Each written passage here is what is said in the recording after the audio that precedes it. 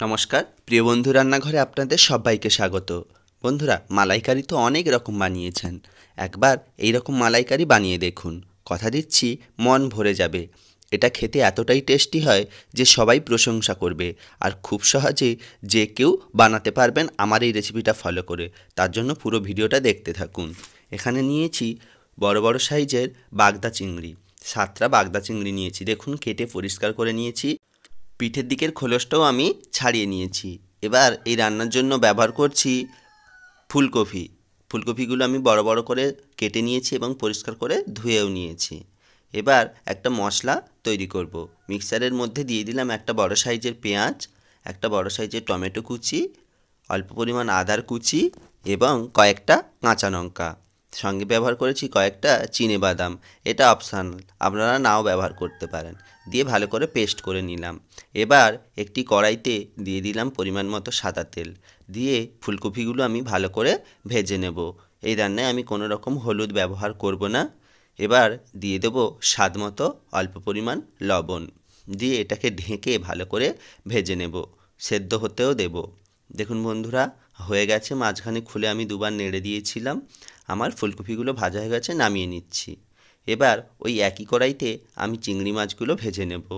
দিয়ে দিলাম স্বাদ মতো লবণ। দিয়ে চিংড়ি মাছগুলোকে 1 মিনিট মতো ভাজবো, খুব বেশি ভাজবো না, কারণ চিংড়ি মাছ বেশি ভাজলে শক্ত হয়ে যায়। দেখুন বন্ধুরা, আমার চিংড়ি মাছগুলো অলমোস্ট ভাজা হয়ে গেছে। এবার এগুলোকে নামিয়ে নেব। দেখুন বন্ধুরা, এগুলোকে আমি নামিয়ে নিচ্ছি। এবার ওই একই মাছ ভাজা কড়াইতে দিয়ে দিলাম 3 চামচ সাদা তেল। বন্ধুরা, আপনারা চাইলে সর্ষে তেলেও রান্নাটা করতে পারেন।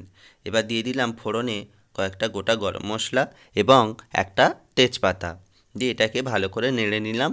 এবার মিক্সারে তৈরি করে রাখা পেস্ট যেটা আমি তৈরি করেছিলাম সেটা দিয়ে দিলাম।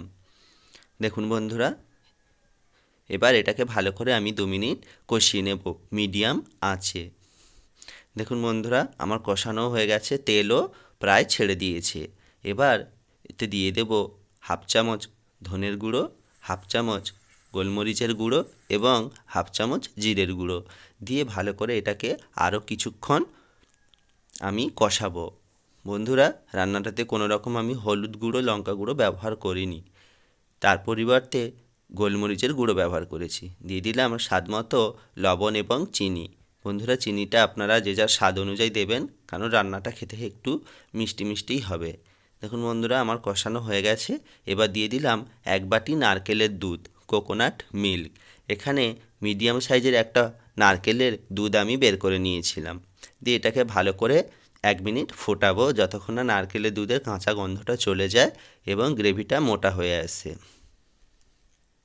দেখুন বন্ধুরা, আমার গ্রেভিটা মোটাও হয়ে গেছে এবং তেলও ছেড়ে দিয়েছে। এবার ভেজে রাখা ফুলকপি এবং চিংড়ি মাছগুলো আমি একে একে ওর মধ্যে দিয়ে দেব।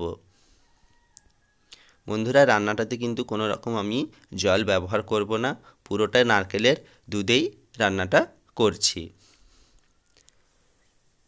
আমি সব ভেজে রাখা মাছগুলো আমি দিয়ে দিলাম। বন্ধুরা, এই সময় গ্যাসের ফ্লেমটা একদম কমিয়ে রাখতে হবে, না হলে সহজে পুড়ে যাবে। এবার এটাকে ভালো করে আমি মিশিয়ে আরও 2 মিনিট ভালো করে মিডিয়াম থেকে লোয়ে সেদ্ধ করে নেব। এবার সর্বশেষে দিয়ে দিলাম গরম মশলার গুঁড়ো এবং 2 চামচ ঘি। বন্ধুরা, আমার কিন্তু প্রস্তুত হয়ে গেছে আজকের ফুলকপি দিয়ে বাগদা চিংড়ির মালাইকারি। কেমন হয়েছে বন্ধুরা, অবশ্যই কমেন্ট করে জানিও।